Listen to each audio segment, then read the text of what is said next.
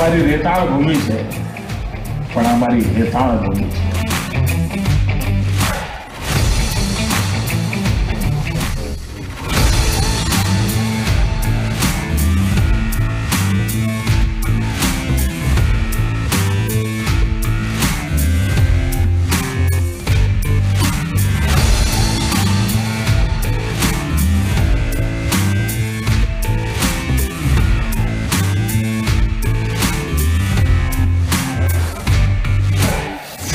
कच्छ नहीं देखा तो कुछ नहीं देखा.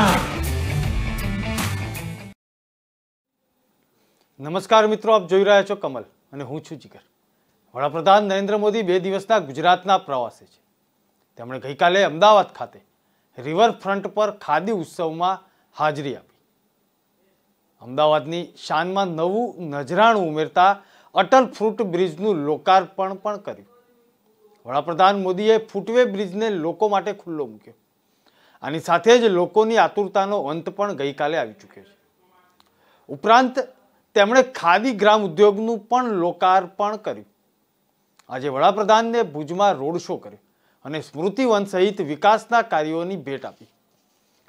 અમદાવાદમાં રિવરફ્રન્ટ ખાતે આઝાદીના 75 વર્ષની ઉજવણીના ભાગરૂપે એક સાથે 7500 જેટલા લોકોએ ચરખો કાત્યો. અલગ અલગ સંસ્થાના 500 જેટલા પ્રતિનિધિ ઉપસ્થિત રહ્યા. આ કાર્યક્રમમાં વડાપ્રધાન નરેન્દ્ર મોદીએ પણ રેટીઓ કાતતા જોવા મળ્યા. પ્રધાનમંત્રી મોદીની તહેવાર પર ખાદીના કપડાં પહેરવા લોકોને અપીલ કરવામાં આવી. આ દિવાળી પર ખાદીનું એક વસ્ત્ર જરૂરથી ખરીદો, તેના ઉપર વડાપ્રધાને ભાર મૂક્યો. ખાદી ઇકો ફ્રેન્ડલી છે તે પણ કહ્યું. લોકલ ફોર વોકલને વેગ મળશે. વિદેશમાં જાઓ તો પણ પોતાના લોકોને ખાદી ભેટમાં આપો. એક દિવસ દુનિયાના દરેક બજારમાં ખાદી છવાયેલી હશે તેવો આશાવાદ પણ વડાપ્રધાન નરેન્દ્ર મોદીએ ગઈકાલે વ્યક્ત કર્યો. વડાપ્રધાન નરેન્દ્ર મોદી જ્યારે ગુજરાતના 2 દિવસના પ્રવાસે હોય, આજે કચ્છમાં હતા, ગઈકાલે અમદાવાદ હતા અને આજે સાંજે ગાંધીનગર ખાતે એક કાર્યક્રમમાં હાજરી આપશે. 2 દિવસની મુલાકાત દરમિયાન ગુજરાતની વિકાસ ગાથામાં યશ ગલકી ઉમેરતા કઈ કઈ લોકાર્પણ કર્યા, કઈ કઈ જગ્યાએ કયા કયા જે મ્યુઝિયમ હોય કે સ્મૃતિવન હોય કે અટલ બ્રિજ હોય કે ખાદી ઉત્સવ હોય, તમામ જગ્યાએ એક વાત તો કોમન હતી અને તે હતી વિકાસની યશ ગાથા. ગુજરાત મોડલ જ્યારે દેશ અને વિદેશમાં વડાપ્રધાન નરેન્દ્ર મોદી સહિત ગુજરાતીઓએ અલગ અલગ રીતે પોતાના ગરવી ગુજરાતની યશ ગાથા જ્યારે દેશભરમાં જ્યારે ગુજરાતી જતો હોય, દુનિયામાં ગુજરાતી જતો હોય, ત્યારે પોતાના ગુજરાતની વાત કરતા ગજ ગજ છાતી ફૂલાવતો હોય છે. ત્યારે આ ગુજરાતની ભૂમિ પર અનેક વિકાસના કાર્યોને વેગ મળેલો છે. ગઈકાલે જે રીતે વડાપ્રધાન નરેન્દ્ર મોદીએ ખાદી અને અટલ બ્રિજ આ બંને ઉપર ભાર મૂક્યો, તેની એક ડોક્યુમેન્ટરી છે, તે જોઈએ.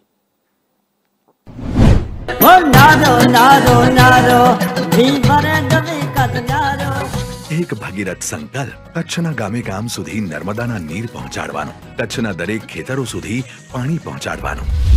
એક લાગણીશીલ પ્રયાસ કચ્છની ખુમારીને દુનિયા સુધી પહોંચાડવાનો.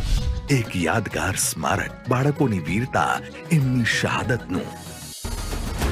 એક પહેલ વિજ્ઞાનની, એક પગલું શ્વેત ક્રાંતિ તરફ, એક કદમ વધતા ઉજાસ તરફ, એક પ્રયત્ન સામાજિક સુવિધાઓ માટે.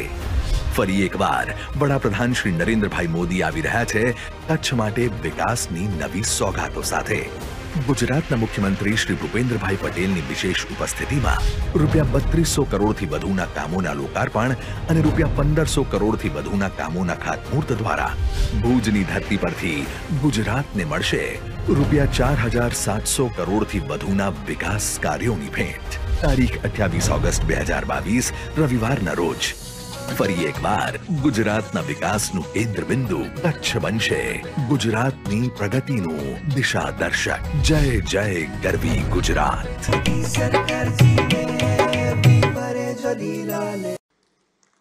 साथियों, आज साबरमती के तट से मैं देश भर के लोगों से एक अपील भी करना चाहता हूं.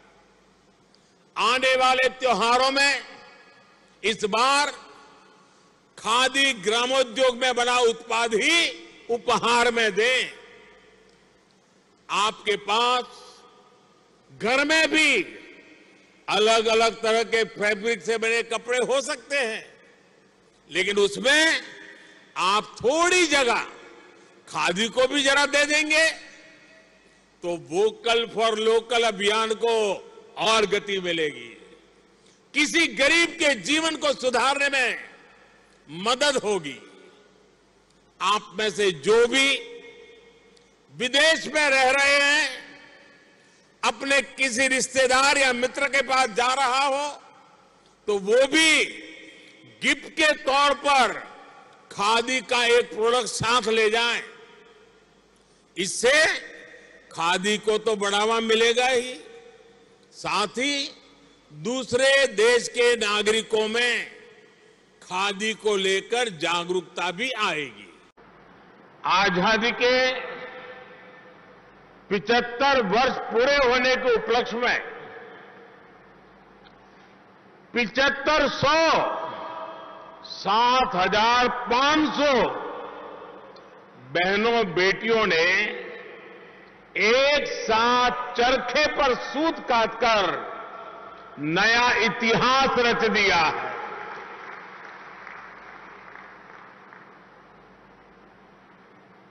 ये मेरा सौभाग्य है कि मुझे भी कुछ पल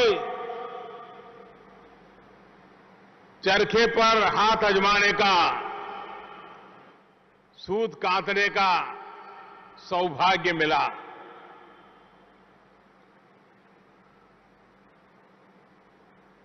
मेरे लिए आज ये चरखा चलाना कुछ भावुक पल भी थी. मुझे मेरे बचपन की ओर ले गई, क्योंकि हमारे छोटे से घर में एक कोने में ये सारी चीजें रहती थी और हमारी मां आर्थिक उपार्जन को ध्यान में रखते हुए जब भी समय मिलता था वो सूत काटने के लिए बैठती थी. आज वो चित्र भी मेरे ध्यान में फिर से एक बार पुनस्मरण हो आया. और जब इस सारी चीजों को मैं देखता हूं, आज या पहले भी, कभी कभी मुझे लगता है कि जैसे एक भक्त भगवान की पूजा जिस प्रकार से करता है, जिन पूजा की सामग्री का उपयोग करता है, ऐसा लगता है इस सूत काटने की प्रक्रिया भी जैसे ईश्वर की आराधना से कम नहीं है. जैसे चरखा आजादी के आंदोलन में देश की धड़कन बन गया था, वैसा ही स्पंदन आज मैं यहां साबरमती के तट पर महसूस कर रहा हूं. मुझे विश्वास है कि यहां मौजूद सभी लोग इस आयोजन को देख रहे सभी लोग आज यहां खादी उत्सव की ऊर्जा को महसूस कर रहे होंगे. आजादी के अमृत महोत्सव में देश ने आज खादी महोत्सव करके अपने स्वतंत्रता सेनानियों को बहुत सुंदर उपहार दिया है. લોકલ ફોર વોકલને વેગ મળશે અને વિદેશમાં જાઓ તો પણ પોતાના લોકોને ખાદી ભેટમાં આપો. એક દિવસ દુનિયાના દરેક બજારમાં ખાદી છવાયેલી હશે તેવું વડાપ્રધાન નરેન્દ્ર મોદીએ કહ્યું. ભારતીય રમકડાઓની વિદેશમાં બોલબાલા છે તે વાતનો પણ તેમણે ઉલ્લેખ કર્યો. અમારો પ્રયાસ છે વધુથી વધુ બહેનોને રોજગારી મળે અને તેમણે બીજી એક વાત કરી. દૂરદર્શન પર સ્વરાજ સિરિયલ શરૂ થઈ છે જેમાં સ્વતંત્રતા આંદોલનની ગાથા બતાવવામાં આવી રહી છે. આ સિરિયલ બધા લોકોએ જોવી જોઈએ તેવો પીએમ મોદીએ અપીલ કરી. ખાદીનો એક દોરો આઝાદીના આંદોલનની તાકાત હતી. ખાદીના એક દોરાએ ગુલામીની જંજીર તોડ્યો હતી તેની પણ તેમણે વાત કરી. અમદાવાદની શાનમાં ગઈકાલે એક વધારો થયો છે અને તે નામ છે અટલ બ્રિજ. તેની ખાસિયતો શું છે તે પણ હું આપને જણાવીશ. અટલ બ્રિજની ખાસિયતો સમજીએ તે પહેલા એક ડોક્યુમેન્ટરી છે જય જય ગરવી ગુજરાત તે જોઈએ. હે જન જનનો નાદ જય જય ગરવી ગુજરાત. નમસ્કાર, મારું નામ નિતેશ વિરમ ડાંગર. હું કચ્છ જિલ્લાના કુનરિયા ગામનો રહેવાસી છું. હાલ મને પ્રધાનમંત્રી આવાસ યોજના હેઠળ મકાનની સહાય મળેલ છે. આ મકાનની સહાય મળ્યા પહેલાં હું મારા પિતાજી સાથે રહેતો હતો અને મારા લગ્ન થયા પછી મારે ભાડાના મકાનમાં રહેવું પડ્યું હતું. કારણ કે એક જ મકાન હોવાથી એડજસ્ટ થતું નહોતું. તે ઘણી બધી તકલીફો થતી હતી તે હું ભાડાના મકાનમાં રહેવા લાગ્યો અને એ ભાડાનું મકાન કાચું હતું અને થોડુંક જર્જરિત પણ હતું. તો એના લીધે ચોમાસો હોય, ઉનાળો હોય કે પછી શિયાળો, એમાં ઘણી બધી તકલીફો થતી હતી. ઘણી તકલીફો થવાને લીધે પછી આખરે જે સરકાર તરફથી મને મકાન મળ્યું છે એમાં મને ખૂબ જ ખુશી થઈ છે. સરકારશ્રી તરફથી જે 1,20,000ની સહાય મળેલી છે એ 3 હપ્તામાં મને મળેલી છે. જે પહેલી 30,000, પછી 50,000 અને છેલ્લો એ હપ્તો 40,000માં મને મળ્યો છે. પ્રધાનમંત્રી આવાસ યોજના હેઠળ મને મકાન મળ્યું એ બદલ હું પ્રધાનમંત્રી શ્રી નરેન્દ્ર મોદી સાહેબનો આભાર વ્યક્ત કરું છું તથા ગુજરાતના મુખ્યમંત્રી શ્રી ભૂપેન્દ્રભાઈ પટેલનો પણ આભાર વ્યક્ત કરું છું. જય જય ગરવી ગુજરાત. જન જનનો નાદ જય જય ગરવી ગુજરાત જય જય ગરવી ગુજરાત. बस ये भुज के लिए एक नजराना बनने वाला है और जैसे पूरी भुज समझती है कि जब यहाँ पे अर्थक्वेक आया था तो सबसे पहले हम लोगों की जो देखभाल के लिए जो है मोदी जी सबसे पहले आए थे और तब से लेके भुज का उन लोगों ने मोदी जी ने बहुत अच्छे से ख्याल रखा है और ये जो मोदी जी का है वो एक ऐसा सपना है कि भुज के लिए एक क्या बोले बड़ा नजराना बनने जा रहा है और हम इसके आभारी हैं. અમદાવાદમાં સાબરમતી નદી પર Ambedkar bridge, Nehru bridge, Gandhi bridge, Ellis bridge આવેલા છે. હવે અમદાવાદની શાનમાં વધારો કરવા માટે વધુ એક બ્રિજનો ઉમેરો થઈ ચૂક્યો છે. અમદાવાદના સાબરમતી નદી કિનારા પર આવેલા આઇકોનિક પેડેસ્ટ્રીયન બ્રિજ એટલે કે અટલ ફૂટ ઓવર બ્રિજ. અટલ ફૂટ ઓવર બ્રિજ સાબરમતી રિવરફ્રન્ટના પશ્ચિમ અને પૂર્વ ભાગને જોડી રહ્યો છે. સરદાર બ્રિજ અને એલિસ બ્રિજ વચ્ચે બનાવવામાં આવેલા આ ગ્લાસ ફૂટ ઓવર બ્રિજનું લોકાર્પણ 27 ઓગસ્ટના રોજ પીએમ મોદીના હસ્તે કરવામાં આવ્યું. આ બ્રિજની લંબાઈ 300 મીટરની છે. 2600 મેટ્રિક સ્ટીલનું વજન ધરાવે છે. પહોળાઈ બ્રિજના છેડાના ભાગે 10 મીટર અને વચ્ચેના ભાગમાં 14 મીટર છે. બ્રિજ ઉપર વુડન ફ્લોરિંગ અને ગ્રેનાઇટ ફ્લોરિંગ લગાડવામાં આવેલું છે. સ્ટેનલેસ સ્ટીલ અને ગ્લાસની રેલિંગ છે. બ્રિજના પશ્ચિમ કાંઠે ફ્લાવર ગાર્ડન પણ આવેલું છે. ઇવેન્ટ ગ્રાઉન્ડના અલગ અલગ વિભાગ આવેલા છે. એલઈડી લાઇટિંગ અને 74 કરોડના ખર્ચે આ ફૂટવે બ્રિજ બનાવવામાં આવેલો છે. આ પુલ ફક્ત ચાલવા માટે છે. વેસ્ટર્ન ભાગમાં ફ્લાવર ગાર્ડન પણ છે. તે પણ એક આકર્ષણનું કેન્દ્ર છે. 42,000 ચોરસ કિલોમીટરમાં ફેલાયેલું છે વિશ્વનું સૌથી મોટું એસ્ટ્રોનોમી મ્યુઝિયમ. અને આ ક્યાં આવેલું છે તેની પણ વાત કરીશું. બધી જ વાત કરીશું, પરંતુ વડાપ્રધાન આજે ભુજ ખાતે ભૂકંપ અર્થક્વેક મ્યુઝિયમનું ઉદ્ઘાટન કર્યું. સાથે સાથે એસ્ટ્રોનોમી મ્યુઝિયમનું પણ ઉદ્ઘાટન કર્યું. આ 42,000 ચોરસ કિલોમીટરમાં ફેલાયેલા મ્યુઝિયમની ખાસિયતો શું છે તેની પણ વાત કરીશું. પણ ભૂકંપમાં 2 દાયકા પહેલા કચ્છનો જે વિનાશ વેરાયો હતો અને ત્યાર પછી કચ્છ જે બેઠું થયું છે તેની એક ડોક્યુમેન્ટરી છે, તે જોઈએ. 2001 में जब गुजरात के कच्छ में भूकंप आया था तो कुछ ही पल में सब कुछ तबाह हो गया था. जो हालत थी उसे देखकर लोग कहते थे कि अब कच्छ हमेशा हमेशा के लिए बर्बाद हो गया. इस भूकंप के कुछ महीने बाद मुझे गुजरात का मुख्यमंत्री के रूप में दायित्व निभाने की जिम्मेवारी आ गई. हमने एक नई अप्रोच के साथ काम किया, एक नई रणनीति के साथ आगे बढ़े.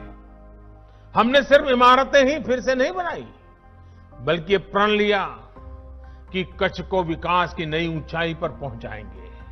तत्कालीन मुख्यमंत्री थे नरेंद्र भाई मोदी, तब उन्होंने एक स्वप्न सेवा था. जिन बच्चों ने अपने माता पिता को गुमाया था उनको भी ये याद दिलाएगा कि जो स्मृति वन में जो पूरा म्यूजियम में ये जो सिस्टम लगाया गया है 2001 का जो ये भूकंप था कितना गोजारा था और कितनी लोगों में ये दहशत हुई थी. भुजिया का कायाकल्प हो गया है मानो, और अंतर्राष्ट्रीय स्तर का ये म्यूजियम यहाँ बनाया गया है. आपत्ति में हम कैसे एकजुट होकर उसमें से बाहर निकले, रास्ता निकाले.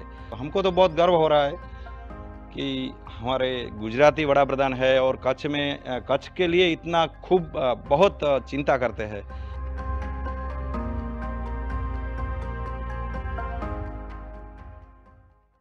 कच्छ का किसान मेहनती किसान है. कच्छ का किसान मेहनत का काम करके अपना गुजरात चलाता है. उसको जब मीठा पानी मिलेगा तो जो कई सालों की एक जो आस है वो पूर्ण हो रही है. और किसका किसान माननीय मोदी साहब का धन्यवाद करने के लिए, माननीय मोदी साहब को साधुवाद देने के लिए और अभिवादन करने के लिए 28 तारीख को किसान भी आने वाले. बहुत संख्या में बड़ी संख्या में लोग आएंगे और जुड़ेंगे और मोदी साहब का आभार व्यक्त करेंगे. 42,000 ચોરસ કિલોમીટરમાં ફેલાયેલા એસ્ટ્રોનોમી મ્યુઝિયમ અને તેની ખાસિયત છે કે ક્યાંય પણ સીધી રેખા કે ખૂણા નથી. આ ડિઝાઇન ખગોળથી પ્રેરિત વાસ્તુકળાના અવતાર સમાન છે. ચીનના શાંઘાઈમાં વિશ્વનું સૌથી મોટું એસ્ટ્રોનોમી મ્યુઝિયમ આવેલું છે. 42,000 ચોરસ કિલોમીટરમાં ફેલાયેલા આ મ્યુઝિયમમાં 78 ફૂટ લાંબુ સૌર દૂરબીન પણ ગોઠવવામાં આવ્યું છે. ખગોળ વિજ્ઞાન સાથે સંકળાયેલા નિષ્ણાતો અને રશિયાઓ આ સ્થળ ખૂબ જ આકર્ષણ બની રહેશે. આ મ્યુઝિયમની ડિઝાઇન અમેરિકાની એક આર્કિટેક્ચરલ કંપનીએ તૈયાર કરી છે. આ ઈંડાકાર મ્યુઝિયમ સૌથી મોટી ખાસિયત એ છે કે ક્યાંય પણ સીધી રેખા કે ખૂણા નથી. એક પ્રકારનું જટિલ વક્રીય રેખા આકૃતિથી બનેલું છે અને અંતરિક્ષમાં પણ ક્યાંય સીધી રેખા કે ખૂણા નથી હોતા. આથી આ ડિઝાઇન ખગોળથી પ્રેરિત વાસ્તુકળાના અવતાર સમાન છે. 2014માં આ ડિઝાઇનને આંતરરાષ્ટ્રીય સ્તરની આર્કિટેક્ચરલ કોમ્પિટિશન જીતી હતી. શાંઘાઈમાં આવનારા પ્રવાસીઓ માટે આ મ્યુઝિયમને ગત વર્ષ જુલાઈ મહિનાથી ખોલવામાં આવ્યું હતું. વિશ્વના પ્લેટિનિયમ તો અનેક છે, પરંતુ આટલું મોટું વિશાળ એસ્ટ્રોનોમી મ્યુઝિયમ પ્રથમવાર બન્યું છે અને આકાશમાંથી જોતા મ્યુઝિયમ એસ્ટ્રોલેબ જેવી આકારનું પણ દેખાય છે. એસ્ટ્રોનોમી મ્યુઝિયમમાં 70થી વધુ ઉલ્કાપિંડોનો સમગ્ર સંગ્રહ પણ થયેલો છે. વડાપ્રધાન નરેન્દ્ર મોદી કચ્છની મુલાકાતે છે ત્યારે વડાપ્રધાન વિવિધ વિકાસ કાર્યોનું લોકાર્પણ કરવા જઈ રહ્યા છે અને ખાતમુહૂર્ત પણ કરી રહ્યા છે. અંદાજે રૂપિયા 4,778 કરોડના વિકાસ કાર્યોનું લોકાર્પણ અને ખાતમુહૂર્ત તેમણે કર્યું. 1,515 કરોડથી વધુના ખાતમુહૂર્ત અને 3,232 કરોડથી વધુના વિકાસ કાર્યોનું લોકાર્પણ તેમણે આ 2 દિવસ દરમિયાન કર્યું. સ્મૃતિવન મ્યુઝિયમ, સરહદ ડેરીના ઓટોમેટિક મિલ્ક પ્રોસેસિંગ પ્લાન્ટનું લોકાર્પણ, science city regional science centre Bhuj ખાતે, વીજ substation, doctor Baba Saheb Ambedkar convention સેન્ટરનું પણ તેમણે લોકાર્પણ કર્યું. વીર બાળ સ્મારક કચ્છ ભુજ બ્રાન્ચ કેનાલ માંડવીનું પણ તેમણે લોકાર્પણ કર્યું. સ્વર્ણિમ જયંતિ મુખ્યમંત્રી શહેરી વિકાસ યોજના અંતર્ગત તૈયાર થનારા વિવિધ પ્રોજેક્ટનું ખાતમુહૂર્ત પણ તેમણે કર્યું. ભુજ ભીમાસર રોડ અને માતાનો મઠ ખાતે આવેલા પ્રવાસન વિકાસના કાર્યોનું ખાતમુહૂર્ત પણ તેમણે કર્યું. સ્મૃતિવન મ્યુઝિયમની વિશેષતા શું છે તે પણ જોઈશું, પરંતુ દર્શક મિત્રો, સ્મૃતિવન શું છે સૌથી પહેલા તે સમજીએ. એક નિવેદન છે તે જોઈએ. અને ખુમારીનું પ્રતિબિંબ છે સ્મૃતિવન. કચ્છના ઐતિહાસિક ભુજિયા ડુંગરની ટોચ પર વિશ્વ કક્ષાના સ્મૃતિવનનું નિર્માણ કરવામાં આવ્યું છે. કુલ 470 એકરમાં ફેલાયેલા આ પ્રોજેક્ટના પ્રથમ તબક્કામાં 170 એકરમાં કામ પૂર્ણતાને આરે. 300 થી વધુ વર્ષ જૂના કિલ્લાનું નવીનીકરણ, 6.5 કિલોમીટર લાંબી કમ્પાઉન્ડ વોલ, ભૂકંપનો અનુભવ કરાવતું અને ભૂસ્તર શાસ્ત્રની માહિતી આપતું મ્યુઝિયમ, 50 ચેક ડેમ, 18 મીટરના સન ડાયલ સાથે 50 મીટરની ઊંચાઈએ નિર્મિત sun point, 1 મેગાવોટનો solar power plant, 3000 મુલાકાતીઓ માટે પાર્કિંગ. ચેક ડેમની દિવાલો પર ભૂકંપમાં જીવ ગુમાવનાર હુતાત્માઓના નામ, 75000 વૃક્ષોનો પરંપરાગત રીતે ઉછેર, મિયાવાકી પદ્ધતિથી 2.25 લાખ મળી કુલ 3 લાખ વૃક્ષો, 82 એકરમાં ફેલાયેલું ડ્રીપ નેટવર્ક, ટેરાકોટા આર્ટ વર્કમાં 2001ના ધરતી કંપની ગેલેરી અને પ્રદર્શન, આપદાઓનું ઓડિયો વિઝ્યુઅલના માધ્યમથી નિદર્શન કરાવતી 7 ગેલેરી. આ સિવાય કચ્છ અને ગુજરાતના ઐતિહાસિક વારસાને ઉજાગર કરતા અન્ય પ્રદર્શન. આફત અને આપદાઓ સામે લડવાની ગુજરાતની ખુમારી અને અડગતાનું સ્મારક છે સ્મૃતિવન. ભૂકંપમાં જીવ ગુમાવનાર હુતાત્માઓને શ્રદ્ધાંજલિ અને ભૂકંપની આફતમાંથી બહાર આવી કચ્છને વિશ્વ ફલક પર લઈ જનાર કચ્છના લોકોને સ્મૃતિવનથી સદાય હૂંફ મળતી રહેશે. આપણને અને આવનારી પેઢીઓને આ સ્મૃતિવન આફતો, વિપદાઓ અને પડકારોનો સામનો કરવા માટેની પ્રેરણા આપતું રહેશે. આ અદ્ભુત સ્મૃતિવનના નિર્માણ થકી આપણું કચ્છ વૈશ્વિક પ્રવાસન યાદીમાં સ્થાન પામશે, જે બદલ આપણે સૌ દેશના યશસ્વી વડાપ્રધાન શ્રી નરેન્દ્રભાઈ મોદીના આભારી છીએ. જય જય ગરવી ગુજરાત, વંદે ગુજરાત.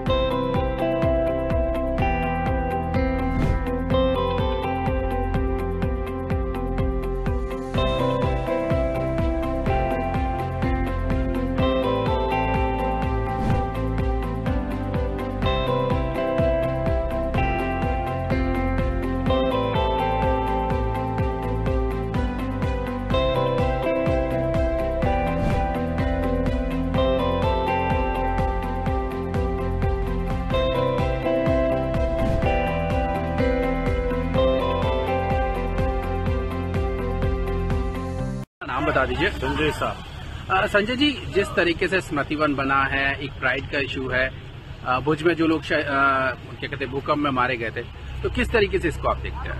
ये भुज के लिए एक स्मारक बनाया है जिसमें अर्थक्वेक कैसे होता है, अर्थक्वेक के साथ अर्थक्वेक कैसे क्रिएट होता है, मतलब अर्थ का पोस्चर कैसा है, वो पूरा प्रेजेंटेड किया है as a museum.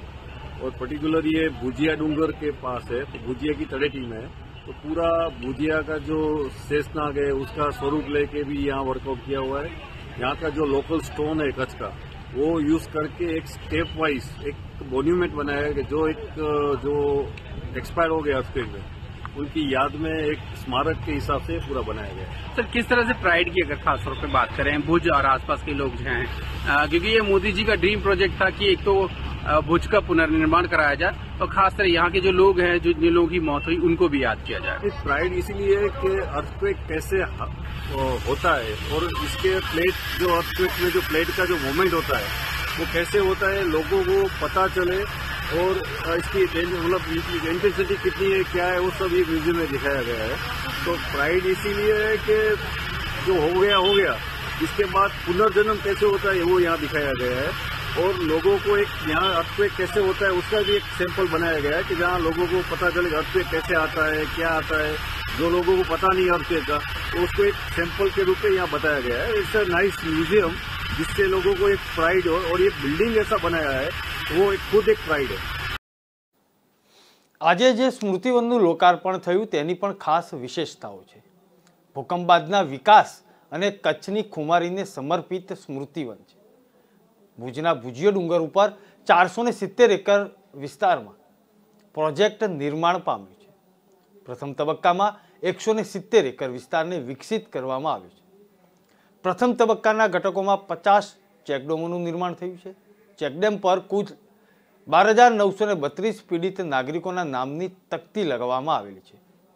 Sun point 8 kilometre લંબાઈના ઓવરઓલ પાથવેનું નિર્માણ થયેલું છે. 1 મેગાવોટ ક્ષમતાનો સોલાર પ્લાન્ટ પણ તૈયાર કરવામાં આવેલો છે. 300 વર્ષ જૂના કિલ્લાનું નવીનીકરણ અને 3 લાખ વૃક્ષોનું વાવેતર પણ કરવામાં આવેલું છે. રિયલ ટાઈમ ભૂકંપનો અનુભવ કરાવવા વિશેષ થિયેટરનું નિર્માણ સ્મૃતિવનમાં કરવામાં આવેલું છે. વિશ્વમાં સૌથી મોટા સિમ્યુલેટર પૈકીનું એક સ્મૃતિવન છે. ધ્રુજારી અને ધ્વનિ તથા પ્રકાશના સંયોજનથી ભૂકંપનો અનુભવ આ જગ્યાએ જોવા મળી રહ્યો છે અને પ્રવાસીઓ માટે આકર્ષણનું કેન્દ્ર બનશે. ડિજિટલ મશાલથી ભૂકંપમાં જીવ ગુમાવનારને શ્રદ્ધાંજલિ પણ આપી શકાશે. રિજિયનલ સાયન્સ સેન્ટરની પણ સ્થાપના કરવામાં આવેલી છે. વડાપ્રધાન નરેન્દ્ર મોદી રિજિયનલ સાયન્સ સેન્ટરનું લોકાર્પણ કર્યું. ભુજ ખાતે આ સેન્ટરનું નિર્માણ કરવામાં આવેલું છે. 89 કરોડના ખર્ચે 10 એકરમાં અત્યાધુનિક સાયન્સ સેન્ટરનું નિર્માણ થયેલું છે. કચ્છની સંસ્કૃતિને અનુરૂપ ભૂંગા આકારની ડિઝાઇનમાં આ સાયન્સ સેન્ટર બનાવવામાં આવ્યું છે અને 6 થીમ આધારિત ગેલેરીમાં પ્રવાસીઓ માટે આકર્ષણનું કેન્દ્ર બનશે તેવો આશાવાદ વડાપ્રધાન નરેન્દ્ર મોદીએ વ્યક્ત કર્યો. Marine navigation gallery, space science gallery, energy science ગેલેરીનું નિર્માણ કરવામાં આવ્યું છે. નેનો ટેકનોલોજી ગેલેરી અને ફિલ્ડ્સ મેડલ ગેલેરી સાથે બોસાઈ ગેલેરીનું પણ નિર્માણ કરવામાં આવેલું છે. Landscaping garden, submarine simulator, solar tree અને ઉચ્ચ ગુણવત્તાનો ટેલિસ્કોપ પણ આ જગ્યાએ જોવા મળશે. વિજ્ઞાનમાં રસ ધરાવનારાઓ માટે કાર્યશાળાનું આયોજન કરવા અલાયદી વ્યવસ્થા કરવામાં આવેલી છે. મુલાકાતીઓ માટે કાફેટેરિયા સહિતની આધુનિક સુવિધાઓ પણ આ જગ્યાએ દરેક પ્રવાસીઓને આપવામાં આવશે. આવો જોઈએ સાયન્સ સેન્ટરની એક ઝલક.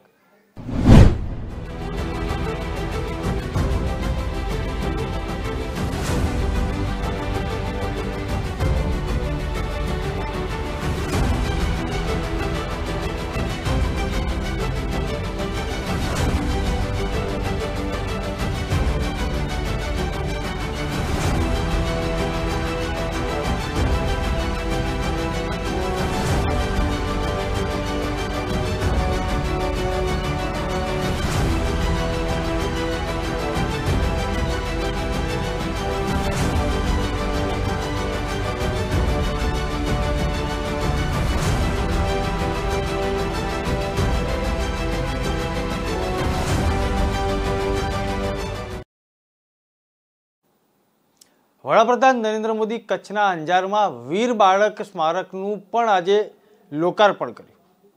26 જાન્યુઆરી 2001ના રોજ આવેલા ગોઝારા ભૂકંપમાં જીવ ગુમાવનાર બાળકોને આ સમર્પિત છે.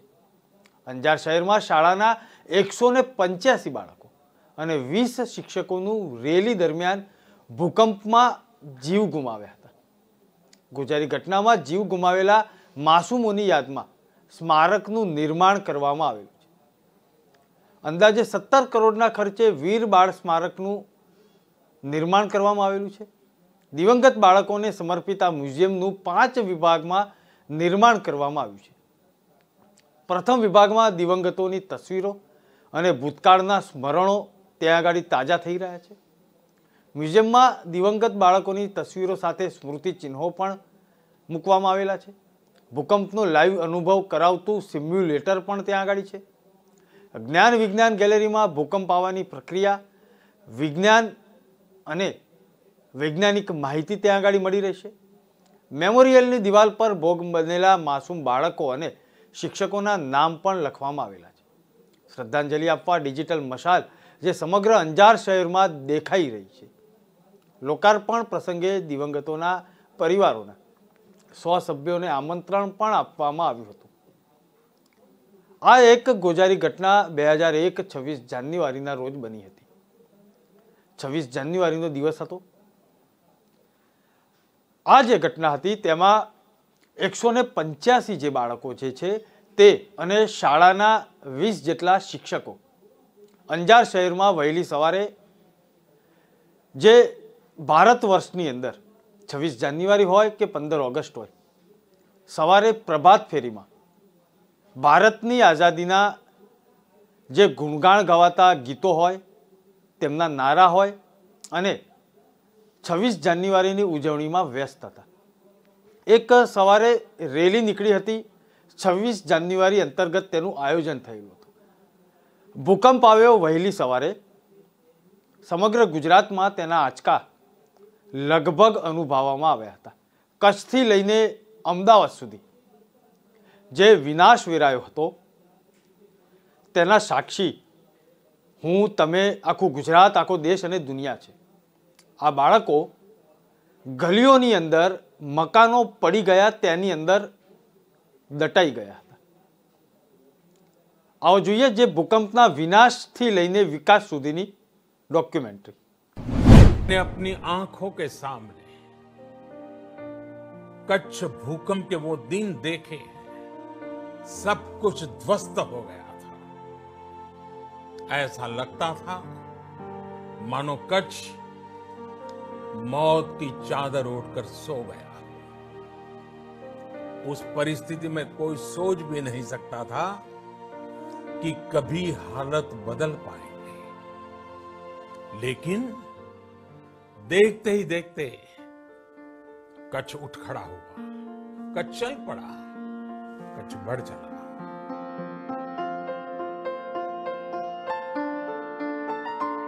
2001 में अर्थक्वेक आया। अर्थक्वेक के अंदर अंजार के अंदर 4000 आदमी का डेथ हो गया और वो अर्थक्वेक के अंदर मेरी वाइफ और मेरी डॉटर अंजलि दोनों एक्सपायर हो गए। माननीय नरेंद्र भाई कच्छ के प्रवास में आए थे अर्थक्वेक के टाइम। बाद में साहब सीधा अंजार आए। अंजार आके मेरे को ढूंढा, साहब बैठे थे, मैं मिला। ये तो बोला कुदरत का देन जो है वो हो गया। और कितने लोग अभी दुखी है, उसका तुम काम करने लग जाओ तो तुम्हारा दुख आपो आप दूर हो जाएगा। मेरे घर के सामने एक बेटा, उसका पाँव की उम्र एक शिला पड़ी थी, वो उसको मैंने दिखाया कि सब, तो वो बोला कि नहीं अपन करते। वहाँ से हम सीधा गए मामलतदार ऑफिस, एग्जीक्यूटिव मजिस्ट्रेट के पास गए। वही टाइम शाम को हेलीकॉप्टर मंगवाया पुणे से हेलीकॉप्टर मंगवा के और हेलीकॉप्टर से उठा के उसको पुणे लेके गया। आज भी वो बच्चा जिंदा है, पर वो बच्चा बचा है तो साहब की वजह से ही बचा है। एक दिन दोपहर को एम्बेसडर कार घर पे आई। उन्होंने आकर मेरा जो सिक्योरिटी रूम था झूपड़ा, उसमें आकर उन्होंने बोला, वासन भाई टेलीफोन चालू है, તમારે અમુક હિન્દુસ્તાનના अलग अलग राज्यों में NGO साथे बात करवी है। वो 8 घंटे तक मेरे घर पर बैठे और पूरे हिंदुस्तान के बहुत बड़े बड़े NGOs और देश की सेवाभावी संस्थाओं को इस कार्य में जोड़ने में नरेंद्र भाई ने उसी वक्त, वो और कोई वहीवटी पद पर नहीं थे, वो कोई मुख्यमंत्री नहीं थे, लेकिन उस टाइम पे पूरे रिहेबिलिटेशन का अगर जो टू द प्लानिंग किया हो ना, तो नरेंद्र भाई मोदी ने कच्छ के लोगों के लिए किया। 26 तारीख रात को, यानी जिस दिन भूकंप हुआ उसी दिन रात को नरेंद्र भाई का मुझे फ़ोन आया।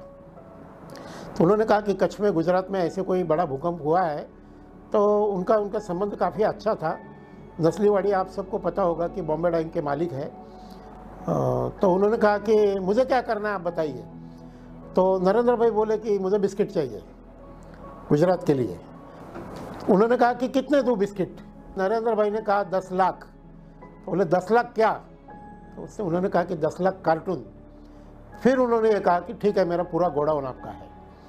उनको ये पता है कि करीब करीब 6 महीने से ज़्यादा समय तक कच्छ के हर गांव में आपको बिस्किट मिल रहे थे मुफ्त में।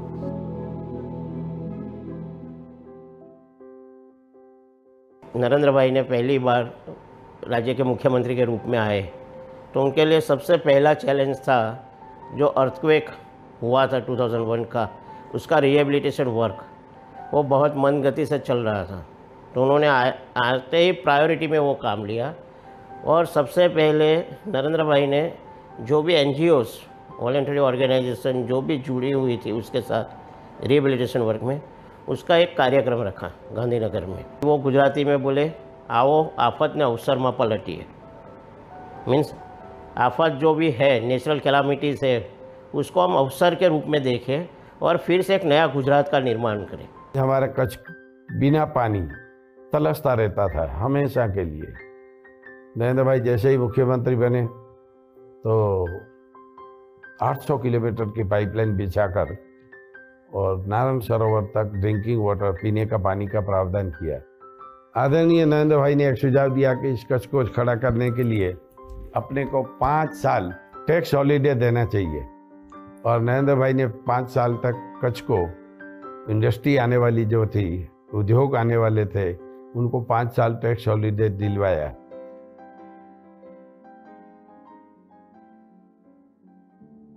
कि जब पहली बार मिला तो उन्होंने बोला कि नहीं, आप वापी में एक्सपेंशन नहीं करोगे, आप कच्छ जाओगे। मैं कहा सर कच्छ में तो अभी इतना बड़ा अर्थक्वेक हुआ है, साल भर ही हुआ है और ना पानी है, ना बिजली है, ना रोड है, और वहाँ पर इतना बड़ा टेक्सटाइल प्लांट लगाना। बोला नहीं गोयनका जी, मैं आपको बता रहा हूँ, कच्छ की धरती में वो जान है कि आप 1 रुपया लगाओगे आपको $1 मिलेगा। मैंने हिम्मत की, मेरे को उनकी बात में इतनी गंभीरता लगी, इतना विश्वास से उन्होंने बोला कि मैंने कहा ये पॉलिटिक्स की आवाज़ नहीं है, ये एक मन की आवाज़ है। तो हमने वो डिसीजन लिया। आज जो कच्छ है वो शायद कच्छ के वासियों ने जो जीवित हैं ये परिकल्पना भी नहीं की होगी कि कच्छ गुजरात का one of the most industrialised district बनेगा। आज कच्छ में सिर्फ उद्योग नहीं है, कच्छ फ्रूट्स और वेजिटेबल का एक बहुत बड़ा केंद्र बन चुका है, गुजरात में ही नहीं पूरे विश्व में। एक ड्रैगन फ्रूट करके एक फल होता है, तो उन्होंने समझा कि भाई ये कच्छ के अंदर ये फल सबसे ज्यादा हो सकता है, तो उन्होंने उसके लिए अलग नीति बनाई, उसके लिए किसानों को सहायता दी गई। और आज ड्रैगन फ्रूट की खेती इतनी ज्यादा होती है कि एक एकड़ में किसान 40 से 50 लाख रुपए की इनकम करते हैं, जो पूरे देश में इतनी ज्यादा इनकम 1 एकड़ में कोई किसान नहीं कर सकता।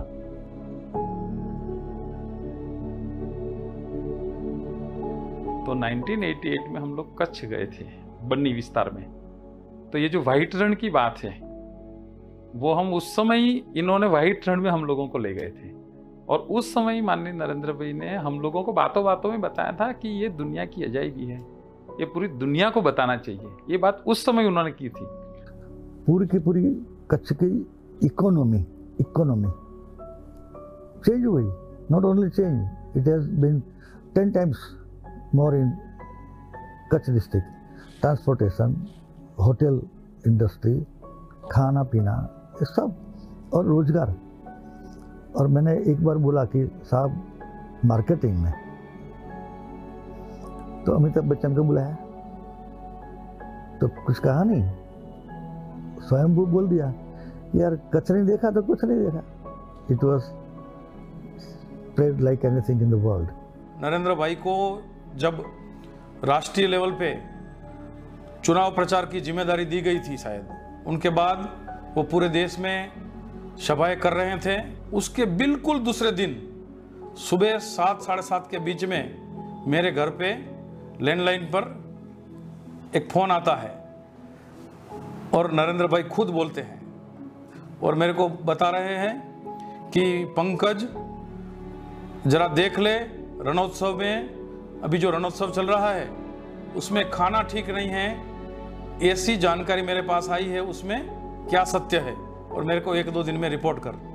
मेरे को लगा एक बंदा इतनी बड़ी सभा कल रात 10 बजे तक मुंबई में कर रहा था, वो दूसरे दिन सुबह 7 साढ़े 7 बजे रणोत्सव में खाने का अच्छा है या नहीं है उनकी भी चिंता कर सकता है। 2002 में जो अर्थक्वेक का 1 साल हो गया था, तो साहब ने हमें सबको बताया, मिनिस्टर को, कि आपको घर पर नहीं जाने का है, आपको दिवाली कच्छ भुज जाके लोगों के बीच में जाके मनानी है। और सभी मिनिस्ट्री मोदी साहब के साथ कच्छ भुज में हर एक गांव में गए कि समझो मुझे बताया कि आपको अंजार जाने का है, तो मैं अंजार गया। बाकी अर्थक्वेक की वजह से कुछ हुआ तो नहीं था, सब डिमोलिश हो गया था, तो उसका रिपोर्टिंग हमने तैयार करके मोदी साहब को दिया कि अभी ये जरूरत है। कच्छ के लोगों ने निराशा को आशा में बदला। सिर्फ कुछ ही वर्षों में इस इलाके के लोगों ने वो कर दिखाया जिसकी कोई कल्पना भी नहीं कर सकता। कच्छ के लोगों ने आज कच्छ की पहचान बदल गई है। आज कच्छ की शान और तेजी से बढ़ रही है। વડાપ્રધાન કચ્છ ભુજ બ્રાન્ચ કેનાલનું પણ લોકાર્પણ આજે કર્યું। અંદાજે 1745 કરોડના ખર્ચે કચ્છ ભુજ બ્રાન્ચનું લોકાર્પણ કર્યું। તેની ખાસિયતોની વાત કરીએ તો જિલ્લાના 948 ગામ અને 10 નગરોમાં પીવાનું પાણી પૂરું પાડવાનું આયોજન કરવામાં આવેલું છે। 3 ફોલ અને 3 પમ્પિંગ સ્ટેશનના અદ્ભુત એન્જિનિયરિંગ ટેકનિકલ ધરાવતી નહેર આ છે। કચ્છ બ્રાન્ચ કેનાલ રાપર, ભચાઉ, અંજાર, ગાંધીધામ, મુન્દ્રા અને માંડવીમાંથી પસાર થાય છે। શાખા નહેરની કુલ લંબાઈ 3557.185 કિલોમીટરની છે। નહેરની વહન ક્ષમતા 120 ઘન મીટર પ્રતિ સેકન્ડ છે। વોટર કેનાલ બેડ પાવર હાઉસમાંથી 23 મેગાવોટથી વધુ વીજ ઉત્પાદન થશે। અભયારણ્યમાં ગુડખર કેનાલ પાર કરી શકે તે માટે ખાસ રસ્તાનું આયોજન કરવામાં આવેલું છે। ગુડખરની સુરક્ષા માટે કેનાલની બંને બાજુ બેરિકેડિંગ ફેન્સિંગ લગાડવામાં આવેલી છે। કેનાલના પાણીથી ખાસ કચ્છ જિલ્લાના ખેડૂતોને લાભ પણ થશે। સરહદ dairy milk production processing plant પણ આજે લોકાર્પણ કરવામાં આવ્યું છે અને સરહદ ડેરીના મિલ્ક પ્રોસેસિંગ પેકેજિંગની વિશેષતાઓ જે છે તેમાં ઓટોમેટિક મિલ્ક પ્રોસેસિંગ અને પેકેજિંગ પ્લાન્ટ રાજ્યનો સૌપ્રથમ સોલાર સંચાલિત છે, તે પણ તેની ખાસ વિશેષતા છે। રૂપિયા 190 કરોડથી વધુના ખર્ચે 24 એકરમાં આ પ્લાન્ટનું નિર્માણ કરવામાં આવેલું છે। 3 મેગાવોટ વીજળી ઉત્પાદન ક્ષમતા ધરાવતા સોલાર પાવર સંચાલિત સંપૂર્ણ ઓટોમેટિક મિલ્ક પ્રોસેસિંગ અને પેકેજિંગ પ્લાન્ટ દૈનિક 4 થી 6 લાખ લીટર દૂધ પ્રોસેસિંગ અને પેકેજિંગ કરવાની ક્ષમતા ધરાવે છે। દહીં, છાશ, પનીર, માવો, પેડા, ઘી જેવી દૂધની બનાવટો અહીં તૈયાર થઈ રહી છે। 2009માં કચ્છ જિલ્લા સહકારી દૂધ ઉત્પાદક સંઘ ડેરીની સ્થાપના કરવામાં આવી હતી અને 14 મંડળીથી શરૂ થયેલી ડેરી હાલ 735 મંડળીઓ તેના હાથ નીચે કાર્યરત છે। દૈનિક 535 લાખ લીટરથી વધુ દૂધ કલેક્શન આવી રહ્યું છે। 735 મંડળીઓમાં 55,000થી વધુ પશુપાલકો ગ્રાહક છે। વાર્ષિક 784 કરોડથી વધુ રૂપિયાનું પશુપાલકોને ચૂકવણું થઈ રહ્યું છે। લાખોદ ખાતે ભારતનો સૌપ્રથમ ઊંટડીના દૂધનો પેકેજિંગ પ્લાન્ટ પણ સ્થાપવામાં આવેલો છે। દૈનિક 4100 લીટર ઊંટડીના દૂધનું કલેક્શન થઈ રહ્યું છે। તમામ ખાસિયતો વચ્ચે આજે ગુજરાતના વિકાસની યથગાથા અવિરત છે। અમારા વિશેષ કાર્યક્રમ દરમિયાન અમે આ બતાવવાનો પ્રયત્ન કરી રહ્યા છીએ ત્યારે કચ્છ અને કચ્છમાં જ્યારે વિકાસની યથગાથા જોડાઈ તેની એક ડોક્યુમેન્ટરી છે તે જોઈએ। ગુજરાતના સૌથી મોટા જિલ્લા કચ્છમાં 2 દાયકા પહેલા સમસ્યાઓ પારાવાર હતી અને તેમાં પણ પાણીની મથામણ મરુભૂમિ કચ્છની નરી વાસ્તવિકતા હતી। મને યાદ છે કચ્છમાં જરૂરિયાતનું પાણી મળી જાય ને તોય પણ એક મોટી વસ્તુ થઈ જતી. લોકોને દેશ પરદેશ વેઠવો પડતો કમાવા માટે. એમાં સમજો ને કે એક સાંધો ત્યાં 13 તૂટે આવી પરિસ્થિતિ હતી અને એમાં ભૂકંપ આવ્યો. પણ મોદીજી જ્યારે મુખ્યમંત્રી બન્યા હતા ને ત્યારથી કચ્છની કાયાપલટ થઈ. નર્મદાના નીર કચ્છના ઘર અને ખેતર સુધી પહોંચ્યા. યોજનાઓનો લાભ લઈ આધુનિક પશુપાલન અને બગાયતી ખેતીના વધતા ખેડૂતોની આવક વધી. પ્રોત્સાહક નીતિથી કચ્છ ઉદ્યોગોનું હબ બની ગયું અને ધોરડોનું સફેદ રણ ફેમસ થયા બાદ પ્રવાસીઓની સાથે રોજગારીમાં પણ વધારો થયો. પહેલા લોકો કચ્છથી ભાગતા અને હવે કચ્છમાં આવે છે. અને હવે માનનીય મુખ્યમંત્રી શ્રી ભૂપેન્દ્રભાઈ પટેલના નેતૃત્વમાં કચ્છના વિકાસ માટેના મક્કમ અને ઝડપી નિર્ણયો લેવાઈ રહ્યા છે. કચ્છમાં 1.5 લાખ કરોડના રોકાણ સાથે વિશ્વના સૌથી મોટા હાઇબ્રિડ રિન્યુઅલ એનર્જી પાર્કનું નિર્માણ થઈ રહ્યું છે. કેનાલથી વધુ પાણીની ફાળવણી કરી છેવાડાના ગામડામાં નળથી જળ પહોંચાડવામાં આવી રહ્યું છે. સમાજના સુખનું સર્જન, अविरत प्रयास, निर्धारित विकास. आज गुजरात में ही नहीं बल्कि देश दुनिया में चर्चा होने लगी है. जिसने कच्छ नहीं देखा उसने कुछ भी नहीं देखा. मैंने ये भी कहा था आपको जो रण दिखता है ना उस रण में मुझे भारत का तोरण दिखता है. मैंने ये भी कहा था आपको जो रण दिखता है ना उस रण में मुझे भारत का तोरण दिखता है. ગઈકાલે અમદાવાદમાં રિવરફ્રન્ટ ખાતે આઝાદીના 75 વર્ષની ઉજવણીના ભાગરૂપે 7500 જેટલી બહેનોએ ચરખો કાત્યો. અલગ અલગ સંસ્થાના 500 જેટલા પ્રતિનિધિ ઉપસ્થિત રહ્યા હતા. આ કાર્યક્રમમાં વડાપ્રધાન નરેન્દ્ર મોદીએ પણ રેટીઓ કાત્યો. પ્રધાનમંત્રી મોદીની તહેવાર પર ખાદીના કપડાં પહેરવા લોકોને અપીલ કરવામાં આવી. દિવાળી પર ખાદીના એક વસ્ત્ર જરૂર ખરીદજો અને ખાદી ઇકો ફ્રેન્ડલી છે તે પણ વડાપ્રધાને વાત કરી. લોકલ ફોર વોકલને વેગ મળશે. વિદેશમાં જાઓ તો પણ પોતાના લોકોને ખાદી ભેટમાં આપો. એક દિવસ દુનિયાના દરેક બજારમાં ખાદી જોવા મળશે તેવો આશાવાદ વડાપ્રધાને વ્યક્ત કર્યો. ભારતીય રમકડાઓની વિદેશમાં બોલબાલા થઈ રહી છે. અમારો પ્રયાસ છે કે વધુથી વધુ બહેનો ખાદી અંતર્ગત રોજગારી મેળવે. સાથે સાથે સ્વરાજ સિરિયલ જે દૂરદર્શન ઉપર શરૂ થઈ છે તેમાં આંદોલનની ગાથા બતાવવામાં આવી છે. આ સિરિયલ દરેક લોકોએ જોવી જોઈએ. ખાદીનો એક દોરો આઝાદીના આંદોલનની તાકાત. ખાદીના એક દોરાએ ગુલામીની જંજીર તોડી હતી તે પણ વાત વડાપ્રધાને કરી. આવો જોઈએ ખાદી ઉત્સવ કઈ રીતે ગઈકાલે ઉજવાયો તેનો એક નજારો. पहले से अच्छा बनती है, अच्छा चलता है. सरकार ने बहुत अच्छा किया है. अब पहले से ज़्यादा काम मिलता है અને पहले से अच्छा है. खादी में अच्छा रहता है. पहले नहीं अच्छा था अभी तो अच्छा है. ये मोदी सरकार ने अच्छा किया है. सरकार ने बहुत अच्छा किया है और मजदूरी भी ज़्यादा मिलती है. पहले से ज़्यादा मिलती है. बहुत अच्छा किया है. पीएम साहब ने जब से अनाउंस किया है खादी के बारे में तब से लोग बहुत जागरूक हुए हैं. खादी उत्सव इसीलिए मना जा रहा है कि ये लोग जागरूक हो जावे. ऐसा कोई उत्सव देखेगा तो लोग ज़्यादा जागरूक होगा. अभी ये प्रोग्राम होगा तो लोग आएंगे तो लोग उसमें जागरूक होंगे और लोग को भी मालूम पड़ेगा कि खादी पहनने से ये होता है तो वो दिन के दूसरे दिन से हमारी बिक्री भी ज़्यादा होती है. खादी को बढ़ाने का मतलब यही है कि लोगों को इससे काफ़ी लोगों को रोज़ मिलता है.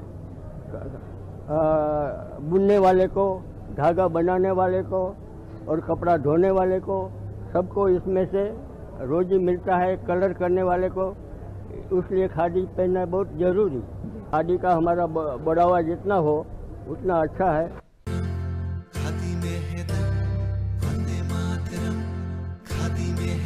ગાંધીજીની યાદી લઈ આવી આઝાદી. નિશ્ચય છે ફોલાદી. ગુજરાતી આબાદી સ્ટાઇલિશ હોય કે સાદી. દીદી પહેરે કે દાદી घर घर में हो खादी, घर घर में हो खादी।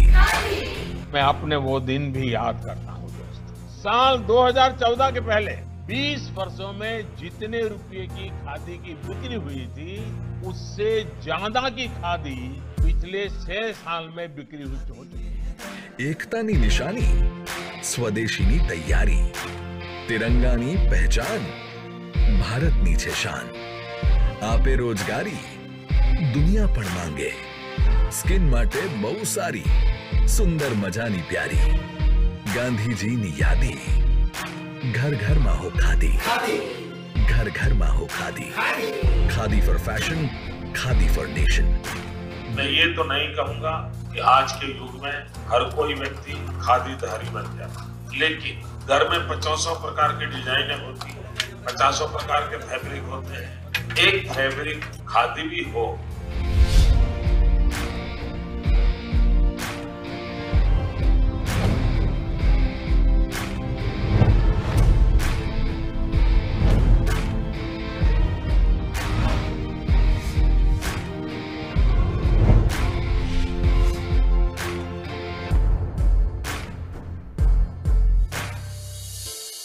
पीएम साहब ने जब से अनाउंस किया है खादी के बारे में, तब से लोग बहुत जागरूक हुए हैं। खादी उत्सव इसीलिए मना जा रहा है कि ये लोग जागरूक हो जावे।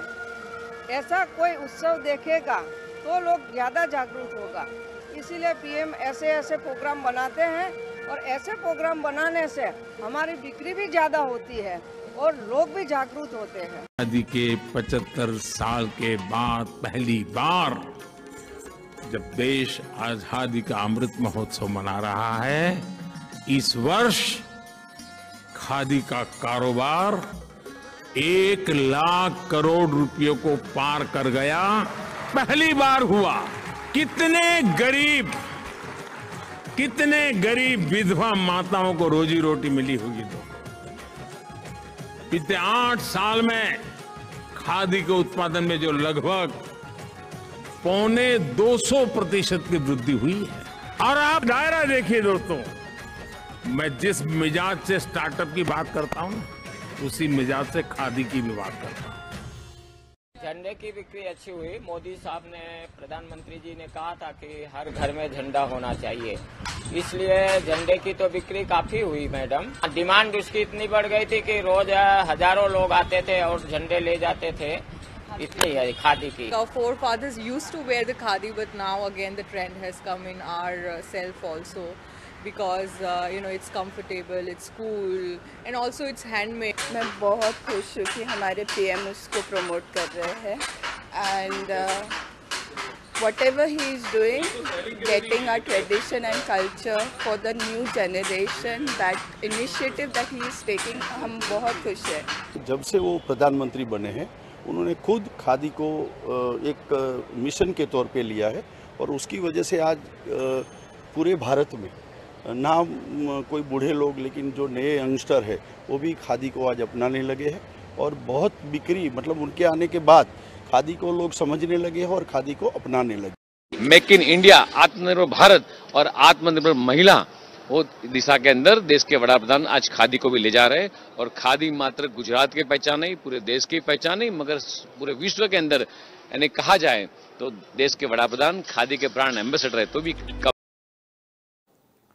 ગઈકાલે અમદાવાદની શાનમાં વધારો થયો અને તે છે અટલ બ્રિજ। અમદાવાદમાં સાબરમતી નદી પર Ambedkar bridge, Nehru bridge, Gandhi bridge, Ellis bridge આવેલા છે। અમદાવાદની શાનમાં વધારો કરવા માટે વધુ એક બ્રિજનો જ્યારે ઉમેરો થયો હોય અને તે બ્રિજનું નામ છે અટલ બ્રિજ।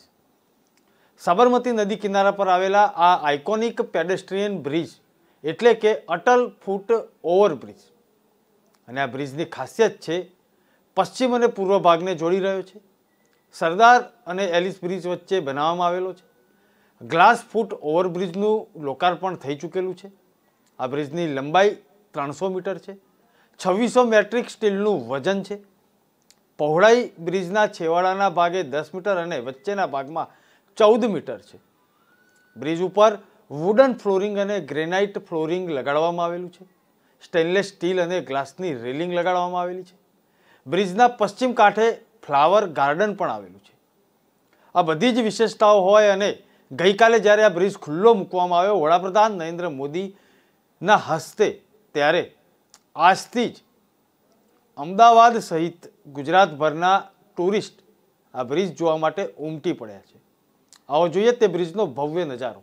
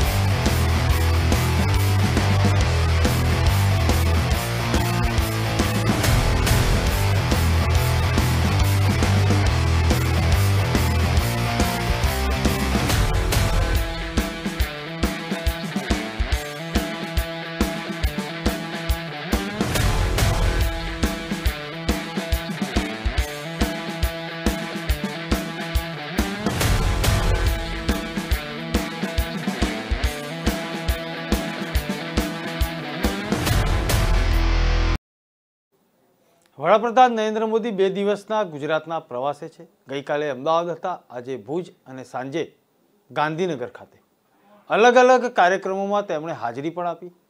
ખાદી ઉત્સવ રિવરફ્રન્ટ પર કર્યો, ત્યાર પછી અટલ ફૂટ બ્રિજનું લોકાર્પણ કર્યું, જેનો નજારો હમણાં આપણે જોઈ રહ્યા હતા. ત્યાર પછી આજે સ્મૃતિવન હોય કે અર્થક્વેક મ્યુઝિયમ હોય કે વીર બાળકોને શ્રદ્ધાંજલિ આપતું મ્યુઝિયમ હોય અંજાર ખાતે, અથવા તો સરહદ ડેરીનું લોકાર્પણ હોય કે કેનાલ થકી કચ્છના તમામ ગામોને પાણી પહોંચશે, આ તમામ વિકાસની ગતિને વડાપ્રધાને વેગ આપ્યો. આ 2 દિવસ દરમિયાન લોકોની આતુરતાનો અંત આવ્યો, જેની રાહ જોઈને બેઠા હતા, જેનું લોકાર્પણ માટે લોકો વિચારી રહ્યા હતા કે આ વિકાસના કાર્યો ક્યારે અમારા સુધી પહોંચશે.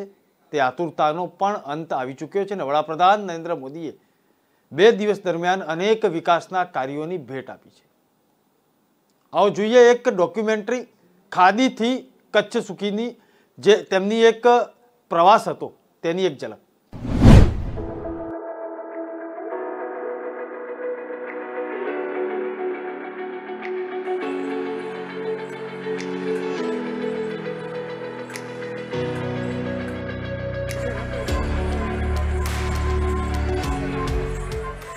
मुझे खुशी है कि खादी को एक बार फिर जीवन दान देने का काम गुजरात की इस धरती ने किया है. ये अटल ब्रिज यहां के लोगों की तरफ से उन्हें एक भावभीनी श्रद्धांजलि भी है.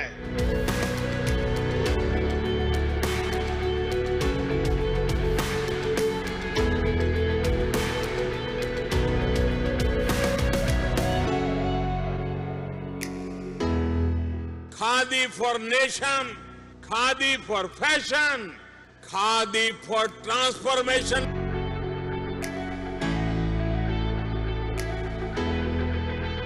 આ ચરખો ચલાવવો એ પણ એક પ્રકારની સાધના છે, યોગિક ભાવથી આ માતાઓ બહેનો રાષ્ટ્રના વિકાસની અંદર યોગદાન આપી રહી છે।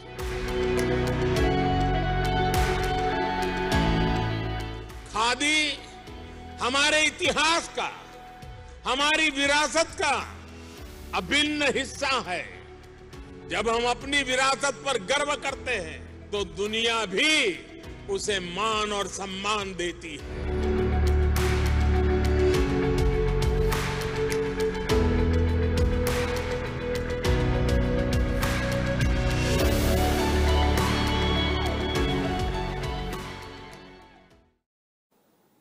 દર્શક મિત્રો, ગુજરાતના વિકાસની રફતાર તેજ ગતિએ ચાલુ છે।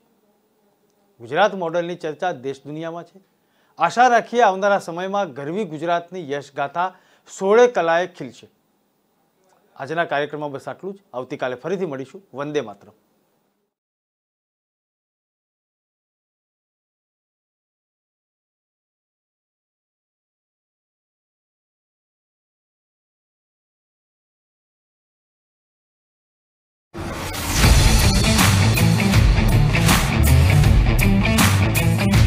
हमारी रेताड़ भूमि है, पर हमारी रेताड़ भूमि है।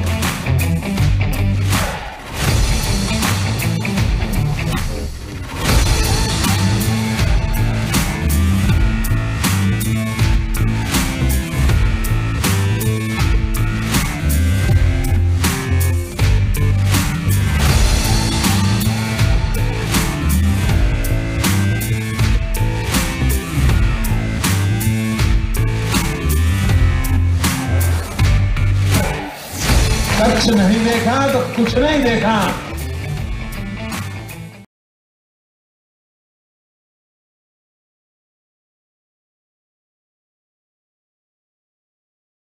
धरती जय का